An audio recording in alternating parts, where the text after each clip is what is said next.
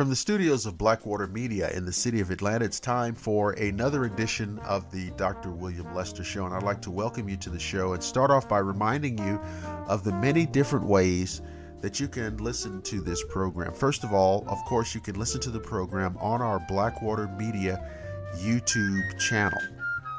You can also listen to the program on the Dr. William Lester Facebook page.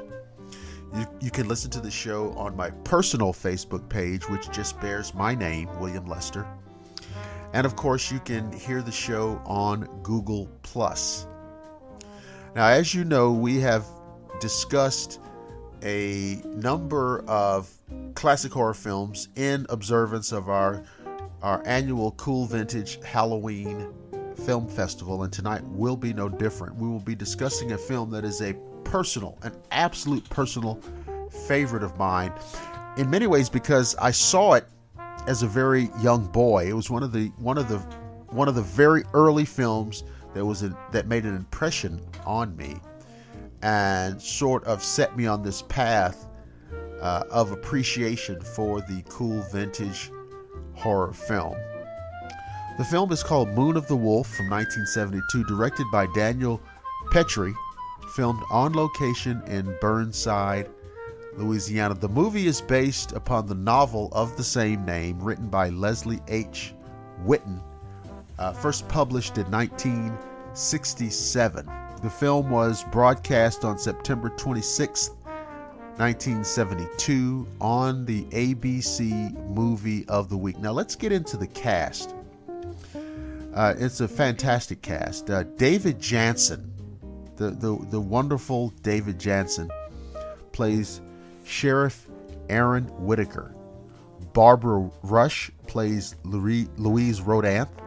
Bradford Dillman, one of my all-time favorite. Bradford Dillman had a way of showing up in so many classic weird films that he's just become a favorite of mine.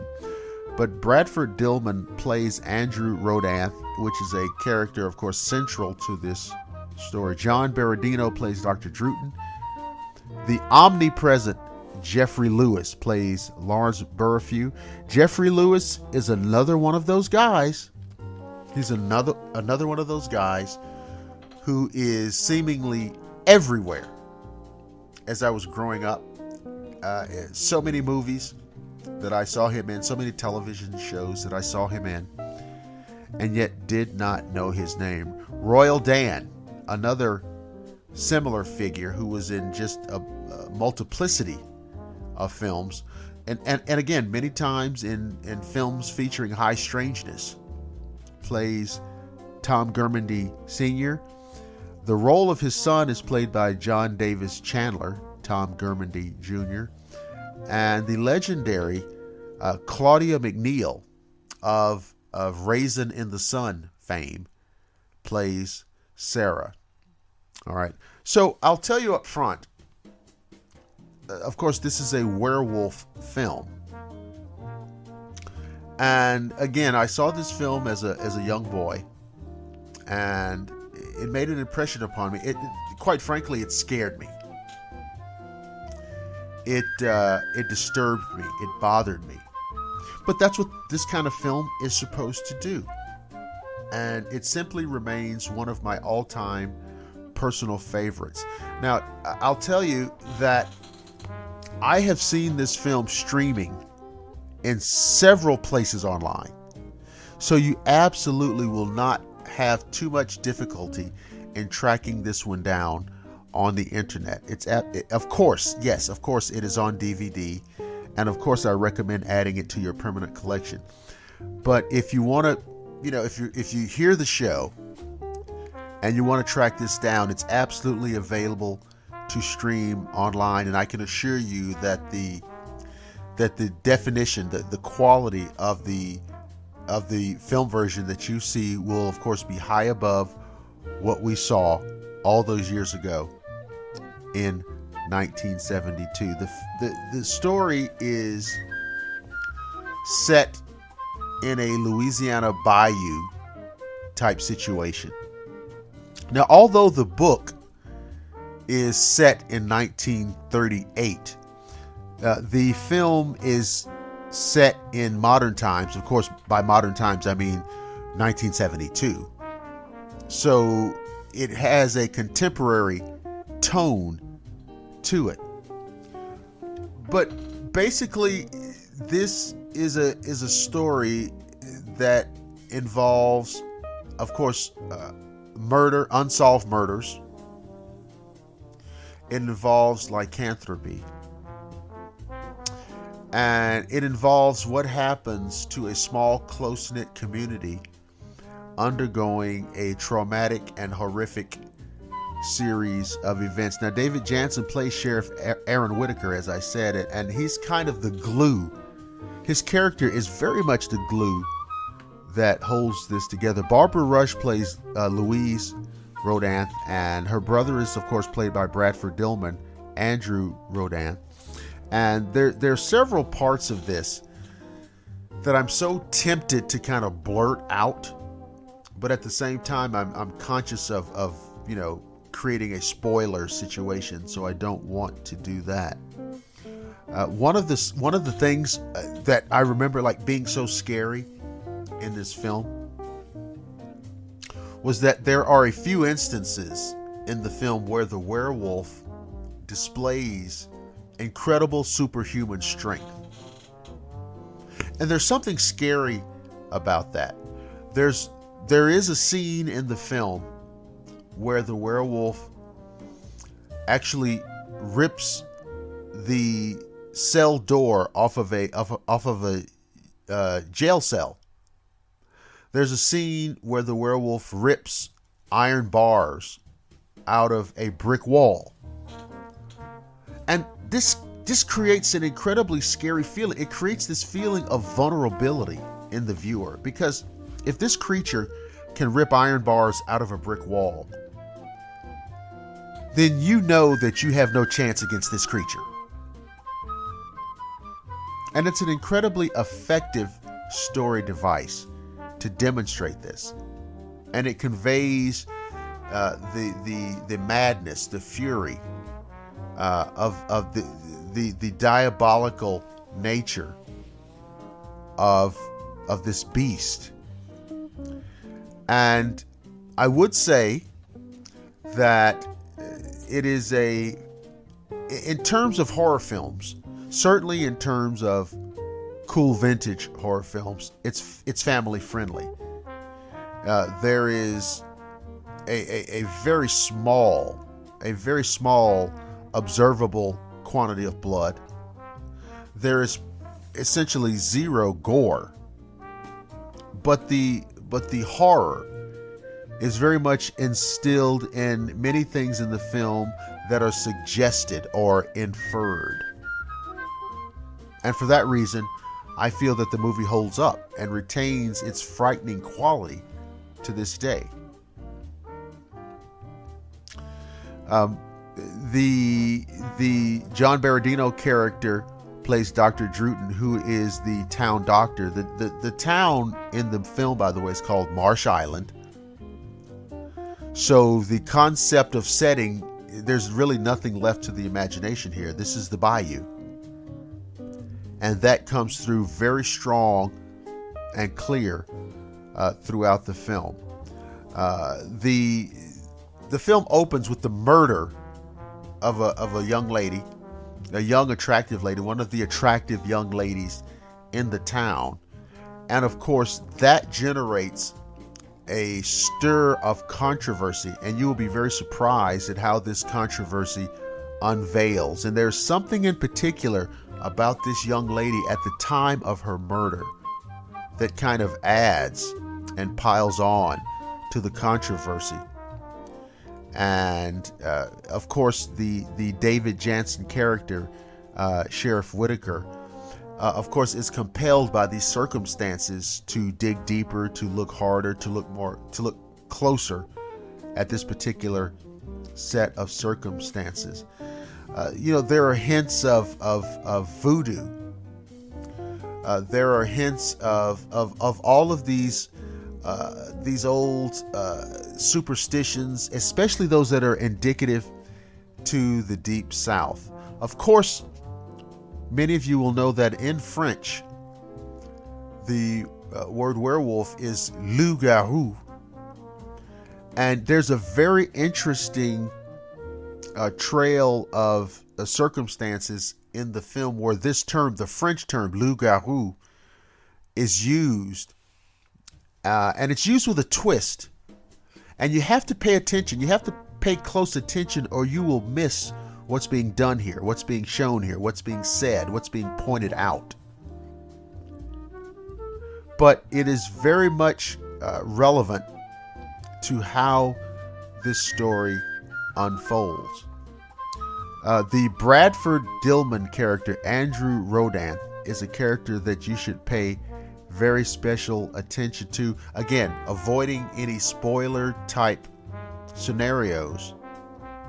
I would just say that it's a very interesting character. It's a character that he plays to the hilt. Bradford Dillman is one of the very fine, I feel, underappreciated actors.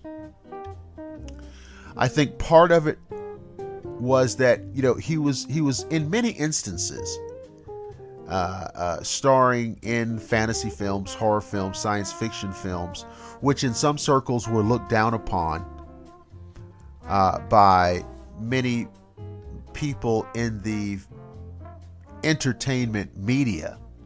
And so I don't think he was ever given his just due in terms of his pure acting ability.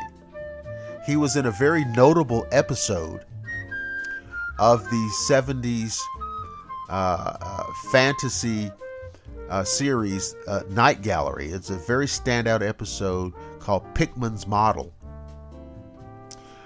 in which he displays incredible acting chops. He's also in the, I think it's either 1979 or 1980, in the film Piranha, in which he plays a very, very memorable character, and that's why I've always liked him. I mean, his characters are always memorable, and even as I'm talking about it now, many of these characters that he played, many of these roles that he played, many of these films and television shows are kind of flashing through my brain. And for many of you, when you track this film down, when you watch this film, you'll see him and you'll say, oh, it's that guy. It's that guy. And now you know his name is Bradford Dillman. Jeffrey Lewis, again, one of those omnipresent film and television figures, plays a very prominent role. Especially, his character is called Lawrence Burfew, and he plays the brother of the murdered young lady. So he has this obvious, very deep and emotional attachment to the series of events that unfold in this story. And as I referenced a few minutes ago about the werewolf ripping the jail cell door off its hinges, Jeffrey Lewis is central to that particular scene. And I think you will be very, very excited, very entertained in that part of the film that I'm referring to. The Claudia McNeil character, Sarah, is kind of this.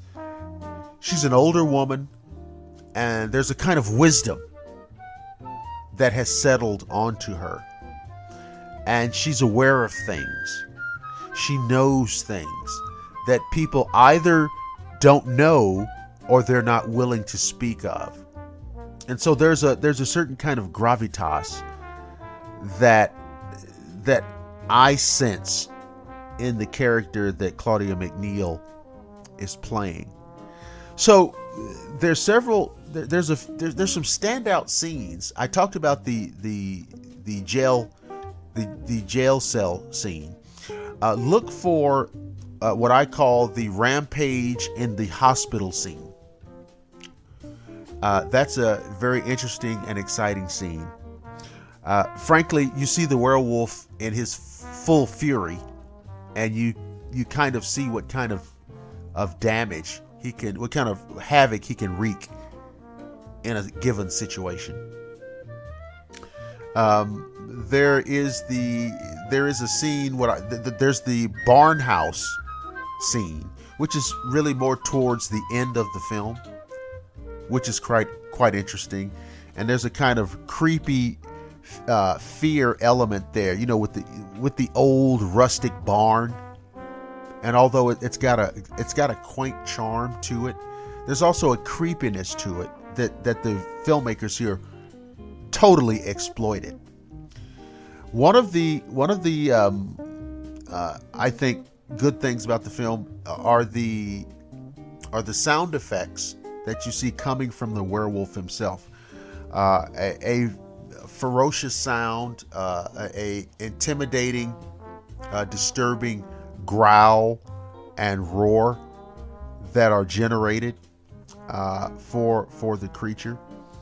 And it's just there's just so many things about this that are good. And there may be some of you out there who have seen it and you go, yeah, oh yeah, I remember that one, or I almost forgot about that one. If you haven't seen it, it's a must watch. I think in the universe of classic werewolf films, this absolutely has to be one that becomes part of your data bank. If you're going to be serious, again, being the anti-spoiler, the final scene, the closing scene, is both horrific and touching. There's an emotional element to it that will tug at your heartstrings, even though this, it's a horror film, but there's an emotional element to this, because the werewolf, as is so many times the case, is a cursed individual who did not ask for this situation, but yet he is cursed and then therefore doomed. So it's absolutely what I consider to be a very good film, even though there are still people who carry on about the relative quality of made-for-television films. I'm going to say that this one holds up. And again, let's get proper context. This is a made-for-TV film in 1972. It's not going to look like a werewolf film made last year with a plethora of CGI effects and other digital enhancements. It's all, I think the term is called in camera, which means there is no external animation or processing done in post production. It's all in camera. And from that context, it's remarkable. And again, as a boy in the 1970s watching this film, it was absolutely terrifying. And if you can watch the film in that spirit, I can assure you great enjoyment and a perfect selection for Halloween classic film watching. Now, I have to tell you that as I'm discussing this with you, I have a great combination featuring Evan Williams whiskey, single barrel, a value-priced whiskey. We emphasize that, we're not interested in showing people how much money we can spend. I have used this Evan Williams single barrel to make my classic highball concoction. As I said on an earlier show, for me, that is your favorite whiskey or scotch with a cherry or two, with a slice of lemon and or lime on ice, of course, with ginger ale. Now I'm going to say something here I haven't spoken of before. I don't even know how much difference it really makes. It's all subjective. There are only 2 ginger ales that I will use in my beverages, in my libations. Ginger ale made by Seagram's and ginger ale made by Canada Dry. I have found these to be the top level options, just in terms of taste, of the way they allow the flavor of your drink to breathe and to fly. And then also too, these are 2 readily available brands. So again, a whiskey highball featuring, and this particular drink tonight I'm using Canada Dry ginger ale, along with the Evan Williams single barrel. That, of course, is paired with a Blender's Gold Robusto cigar. A wonderful cigar, a nice small fat cigar.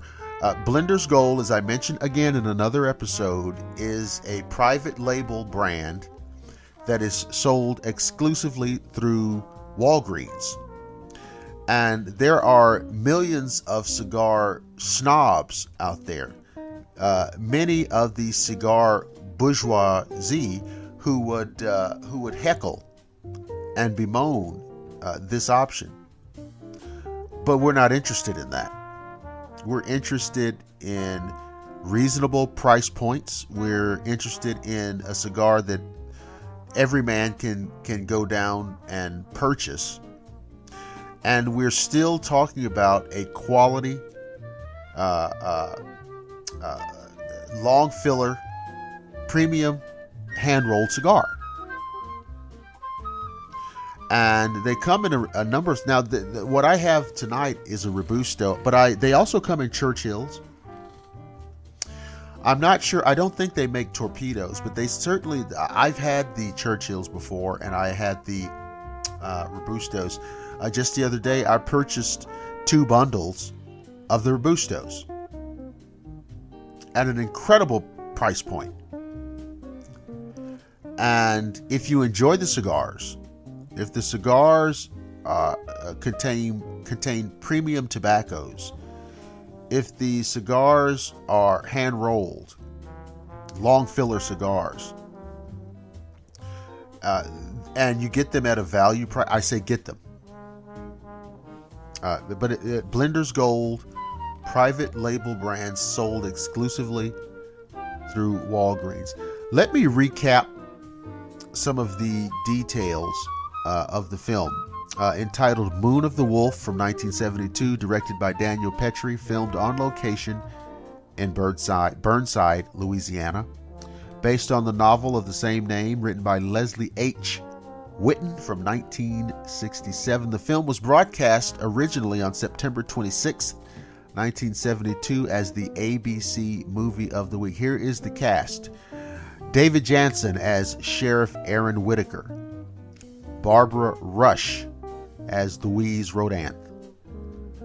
By the way, for you cool vintage folks, Barbara Rush, several years earlier in season 3 of Batman, played the notorious female supervillain, Nora Clavicle. And those fans of the show will absolutely remember that episode where she attempted to replace the entire Gotham City Police Department with her fellow feminine, felonious flunkies. Just a very fun episode. Bradford Dillman plays her brother Andrew Rodanthe. John Berardino plays Dr. Druten. Jeffrey Lewis as Lawrence Burfew. Royal Dan as Tom Gurmandy Sr., John Davis Chandler as Tom Gurmandy Jr., and Claudia McNeil as Sarah. Now, I want to give a little plug to my recently released audiobook, The Color of Shadow. It is a collection of 10 short stories, science fiction, horror, and fantasy. Quite frankly, I like to call them monster stories because every story in the collection features a monster. Now, you can find the book on my Facebook page. In truth, on the show Facebook page. If you go up to the Dr. William Lester Show Facebook page, there are numerous links that lead you to the book for you to purchase and download. The book is priced at $4.99, which of course nowadays is less than the price of a paperback novel. And I think it's an excellent way if you're having some kind of get together, some social event for Halloween. It's an excellent tool, an excellent source of entertainment enjoyment for Halloween, of course, and beyond. You can just say you're sitting around with friends. You can, instead of telling same old stale ghost stories, you put this on, and you have the perfect Halloween evening. It's called The Color of Shadow. You can also find a link to the book or to download accessibility to the book on my personal Facebook page, William Lester. So I'd love to have you check it out, enjoy the book. It's perfect for any time, of course, but we're in October, so we're talking about Halloween, and it's perfectly suited to maximize your enjoyment of this spooky season. So we'll stop it there. Remember, Moon of the Wolf. Look for it online first, and certainly order the DVD from the retailer of your choice. I want to remind you, of course, you can listen to the show on the Blackwater Media YouTube page. You can listen to the show on the Dr. William Lester Show Facebook page. You can also listen to the show on my personal Facebook page, William Lester, and of course, as always, on Google+. We will end the show there. Thank you for listening to another installment. I hope you're having a great October. I hope you're looking forward to Halloween as much as I am. And remember, please, above all else, when you come here, it's always cool. It's always vintage. And I'll see you next time.